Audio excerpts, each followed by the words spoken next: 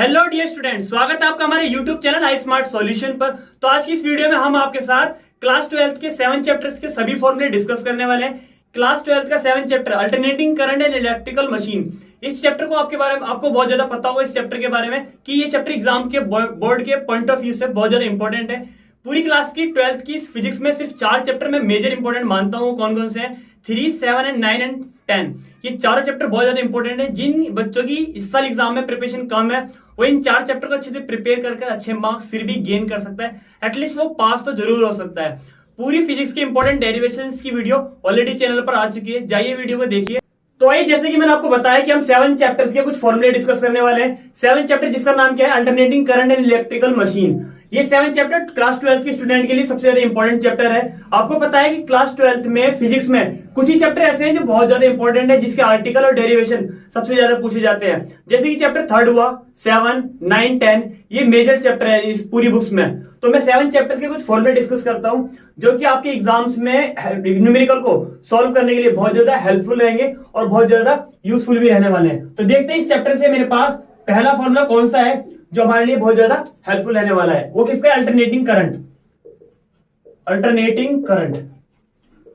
Alternating current से पहले मैं आपको एक छोटा सा पॉइंट बता दूं, ये मैंने ईएमएफ का फॉर्मूला पढ़ा हुआ है। क्या? I इक्वल में I not sine omega T.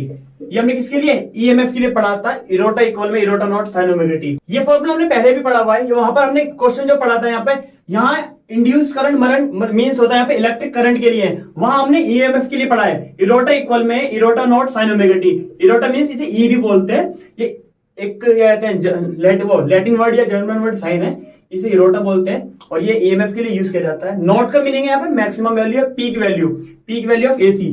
तो यहाँ पर आई क्या होता है? हमारे पास मैक्सिमम वैल्यू है। मैं आई भी बता दूं आपको, आई क्या होता है? आई इक्वल में इरोटा नॉट अपॉन आर होता है। ये मैक्सिमम वैल्यू के लिए यूज किया जाता है। सेकंड फॉर्मूला जो कि इसी चैप्टर से, वो कौन सा है? वो है टाइम पीरियड का। टाइम पीरियड का फॉर्मूला भी हमने लास्ट 5 चैप्टर और 6 चैप्टर में दोनों में पढ़ा है। तो क्या होता है? टाइम पीरियड टी इक्वल में 2 pi upon omega, where T time period है, ओमेगा क्या है? एंगुलर मोमेंटम है, एंगुलर वेलोसिटी है, सॉरी। अब हम एक और पॉइंट डिस्कस करते हैं इससे, वो क्या है? फ्रीक्वेंसी का। फ्रीक्वेंसी इक्वल में क्या होता है? एफ इक्वल में 1 अपॉन टी। इट मीन्स मैं यहाँ पर टी की वैल्यू रखूंगा, रेसिप्रोकल हो जाएगा 1 अपॉन टी, तो क्या आ जाएगा? ओमेगा अपॉन 2 पाई आ जाएगा। तो एफ का वो फॉर्मूला क्लियर? यस, फ्रीक्वेंसी का फॉर्मूला क्लियर। इन सभी के वेयर्स, यूनिट का नाम, सिंबल सभी मैंने एक पीडीएफ नोट्स बनाकर प्रिपेयर कर हैंड राइटन नोट्स के साथ डिस्क्रिप्शन बॉक्स में उसकी पीडीएफ प्रोवाइड करी गई है। जाइए आप वहां से पीडीएफ डाउनलोड कीजिए, जिससे कि आप उसे एग्जाम के टाइम पर नोट्स को प्रिंट आउट निकलवा कर अच्छे से क्विक रिवाइज कर सके सारे चैप्टर्स के सभी फॉर्मूलों का, जो कि न्यूमेरिकल में फिर ज्यादा डायरेक्ट आपकी हेल्प करेंगे और आप इजीली न्यूमेरिकल को सॉल्व कर पाएंगे। अब मैं इसी चैप्टर से कुछ रिलेशन डिस्कस करता हूं, जो कि आई नोट और क्या कहते हैं आई में इरोटा नॉट, इरोटा में कुछ रिलेशन है। जैसे कि फर्स्ट रिलेशन क्या है हमारे पास? रिलेशन बिटवीन पीक वैल्यू, पहले एवरेज वैल्यू वाले न्यूमेरिकल देख लेते हैं। Average value and peak value of AC. AC का पहले एवरेज वैल्यू और पीक वैल्यू। एवरेज के लिए मैं इसे एवी करके मेंशन कर देता हूं। ये होता है 2 अपॉन पाई आई नोट। आई नोट यहाँ पर पीक वैल्यू के लिए यूज किया जाता है और एवरेज के लिए ए वी लिख दिया है मैंने। पीक वैल्यू हमारे पास 2 अपॉन पाई। पाई की वैल्यू क्या होती है? 22 अपॉन 7। यहाँ पर 22 अपॉन 7 पुट करने के बाद आप कैलकुलेट कर लेंगे, 0.637 आएगा। ये पॉइंट क्लियर? सेम यही सेम रिलेशन किसके लिए होता है मेरे पास? इरोटा के लिए होता है, जो किसके लिए? ईएमएफ के लिए यूज किया जाता है। आइए मैं से बता देता हूं कि वो रिलेशन क्या होता है। ये न्यूमेरिकल फॉर्मूला नंबर 4 है। अब फॉर्मूला नंबर 5 के बारे में डिस्कस करते हैं। वो भी क्या है? रिलेशन है।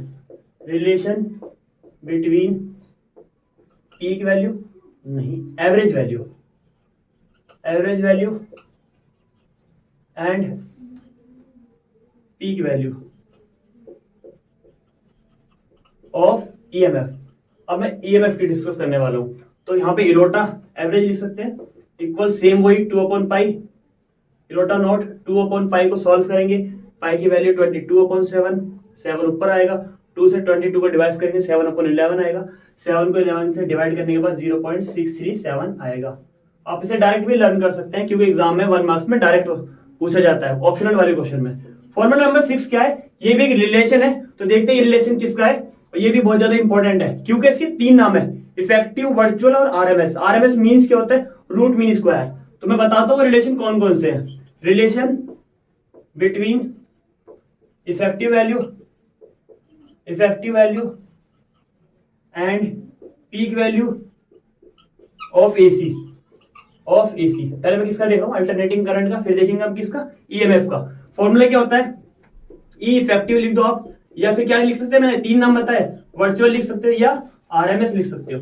तीनों का मीनिंग बात एक ही है, लेकिन इसकी full form root mean square. इसका कॉन्सेप्ट जब आप आर्टिकल करेंगे या फिर मैं आर्टिकल आपके साथ डिस्कस करूंगा और ज्यादा लेंथी बताऊंगा क्योंकि ये बहुत ज्यादा इंपॉर्टेंट है। होता क्या है, I not upon root two की वैल्यू क्या होती है 1.4142, 1.4142 डिवाइड करेंगे तो आपका आंसर आएगा 0.707। मैंने आपको बताया कि छोटे छोटे रिलेशन आप डायरेक्ट लर्न कर लीजिए, एग्जाम में 1 मार्क्स में डायरेक्ट पूछे जाते हैं और न्यूमेरिकल में भी जल्दी से सॉल्व करने के लिए आपको हेल्पफुल रहेंगे बहुत ज्यादा। तो मैं एक और फॉर्मूला 7th रिलेशन, कौन सा वाला, सेम जैसे मैंने एसी का यहां पर डिस्कस किया, एक और शेयर करेंगे, कौन सा, ईएमएफ का। सेम रिलेशन, बिल्कुल रिलेशन बिटवीन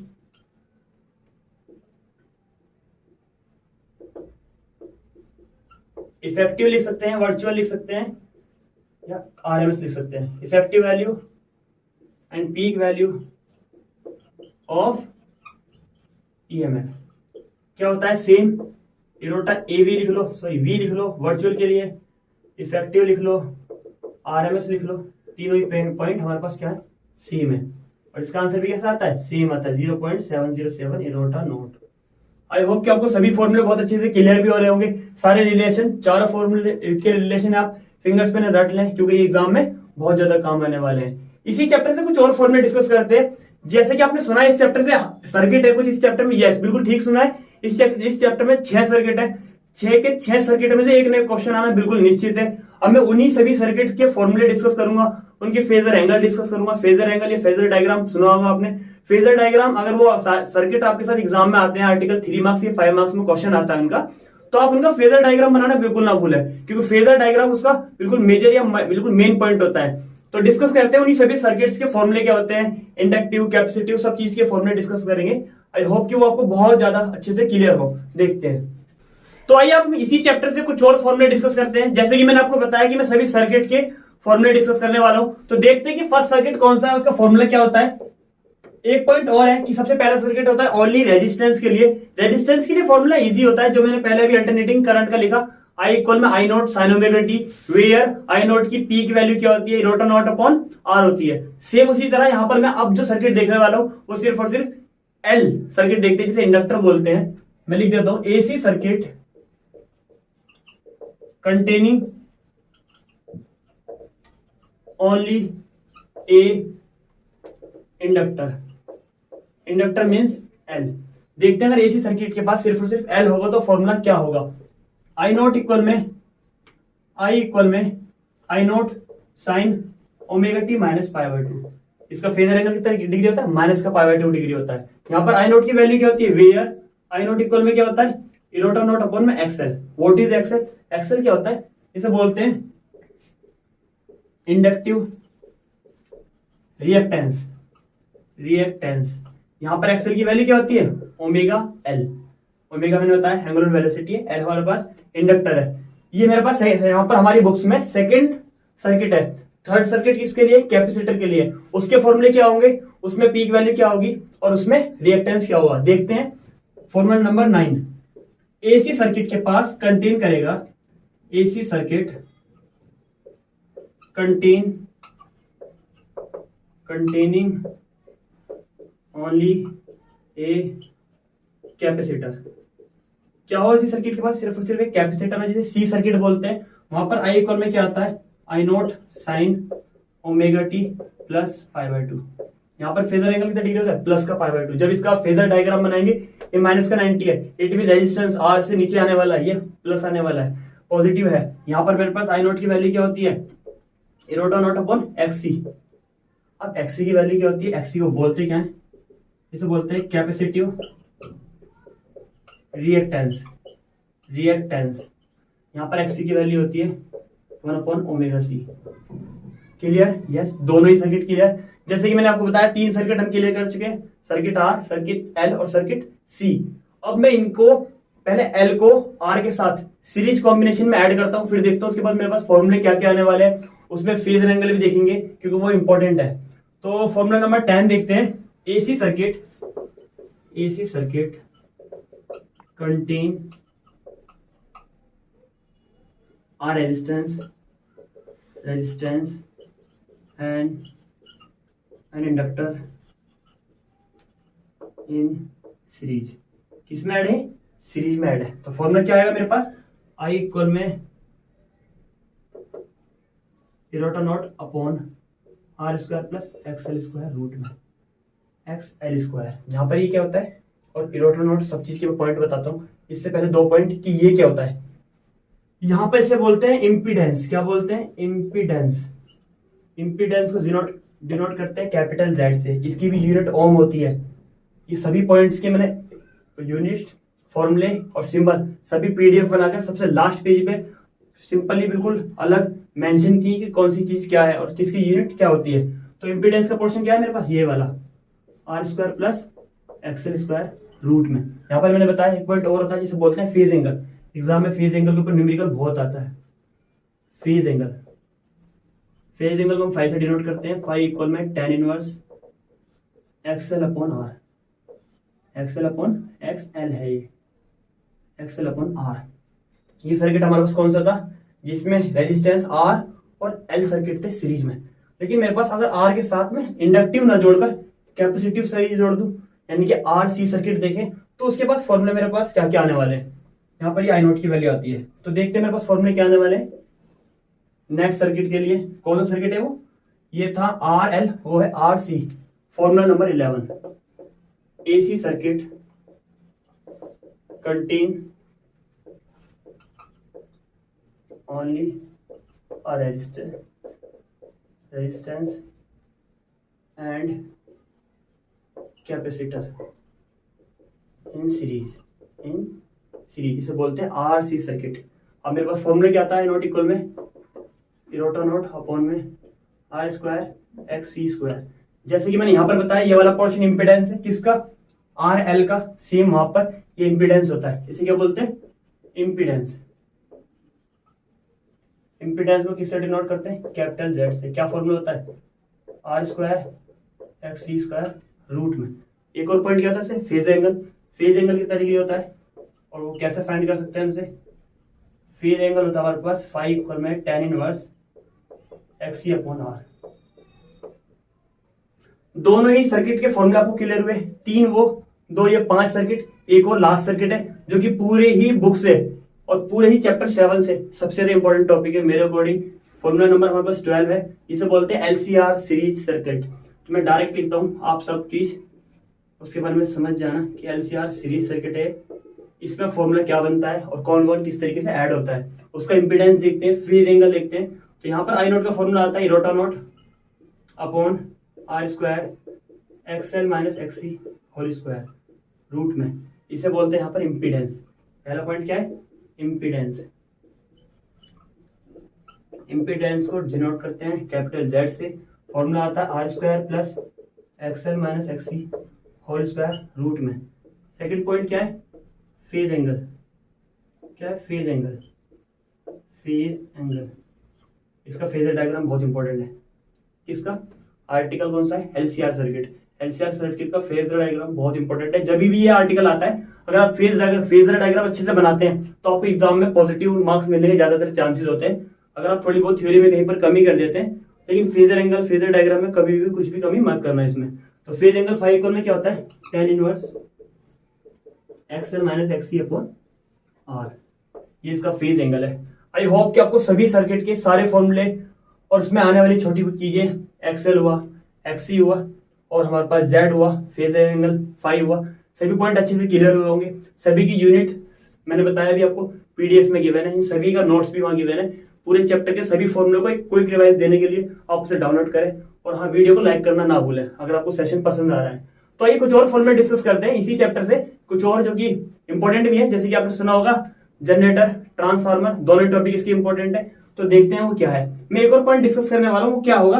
एलसीआर का देखते हैं, पहले शार्पनेस क्यू फैक्टर भी देखेंगे और एक चीज और देखेंगे, इसकी रेजोनेंस कंटेनिंग क्या होती है। तो देखते हैं पॉइंट क्या है। तो देखते हैं मेरे पास रेजोनेंस कंडीशन क्या है एलसीआर सर्किट के लिए, और शार्पनेस देखते हैं क्यू फैक्टर की। तो पहला पॉइंट क्या है मेरे पास, रेजोनेंस। तो रेजोनेंस कंडीशन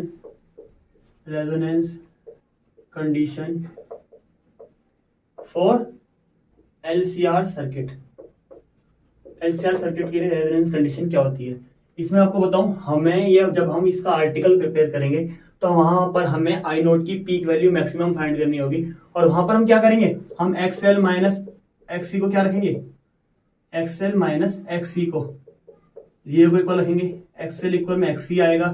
थोड़ा सा मैं डिफाइन करके बता देता हूँ, थोड़ा सा ज्यादा लेंथी भी नहीं है। एक्सएल की वैल्यू क्या होती है, ओमेगा एल, एक्सी की 1 omega C, divide change into multiply, तो यहाँ पर ओमेगा स्क्वायर आ जाएगा, और मल्टीप्लाई वाला चेंज इनटू डिवाइड, ये एलसी आ जाएगा, स्क्वायर चेंज हो जाएगा स्क्वायर रूट में, और आपको पता ओमेगा का फॉर्मूला होता है 2 पाई एफ, क्या होता है 2 पाई एफ,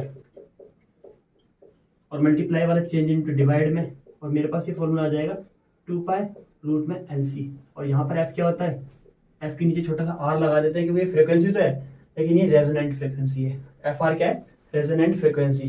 क्लियर, यस। कुछ और फॉर्मूला डिस्कस करें, एक और पॉइंट है हमारे पास, क्या पॉइंट है वो, अब रेजोनेंस कंडीशन देखते हैं हम। Sharpness of resonance Q factor की हम क्या देखेंगे, शार्पनेस देखते हैं। फॉर्मूला होता है वहां पर क्यू इक्वल में ओमेगा आर अपॉन में ओमेगा 2 माइनस ओमेगा 1। ये क्या होता है, रेजोनेंट फ्रीक्वेंसी होती है। ये क्या होता है, बैंडविड्थ होती है। इसे रेजोनेंट फ्रीक्वेंसी बोलते हैं, इसे बोलते हैं बैंडविड्थ। क्लियर होगा, बिल्कुल पॉइंट इजी है, कुछ ज्यादा हाई फाई नहीं है।